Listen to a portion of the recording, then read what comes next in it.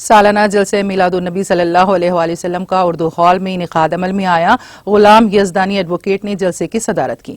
مولانا حسام الدین ثانی عامل جعفر پاشا نے اس جلسے سے خطاب کیا۔ اس موقع پر دستگیر خان نے میڈیا سے بات کرتے ہوئے تفصیلات سے واقف کروایا۔ دستگیر علی خان، مجلس امنا ممتاز یارالدولہ وقف، آپ سے مخاطب ہوں۔ آج ہم جس کاس پہ جمع ہوئے تھے اردو ہال میں، یہ سیرت النبی کا جلسہ منشاء وقف ممتاز یارالدولہ کی خواہش پر یہ کیا گیا۔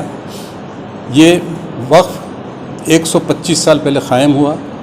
الحمدللہ اب ہم جس کی صدارت میں چل رہے ہیں، جس میں صدر محترم غلام یزدانی صاحب سینئر ایڈوکیٹ جو ممتاز یارالدولہ کے اس وقت صدر ہیں، اور شاہ محمد سعید صاحب جو معتمد ہیں اور ممتاز یارالدولہ کے کچھ رشتے سے جو ہے بلڈ ریلیشن بھی ہے ان کا، اور ایسے تمام لوگ اس کاس کے لیے جو ممتاز یارالدولہ چھوڑ کر گئے ہیں اس کو کامیاب کرنے کے لیے اور ان کے منشاء وقف پہ عمل کرنے کے لیے کچھ آگے بڑھے ہیں، اور ہماری ایک کوشش ہے کہ اس کاس کو اور منشاء وقف کی خواہش کو ہم پوری کر سکیں اور ان کو ان کی روحانی تسکین کو پہنچا سکیں۔ شکریہ۔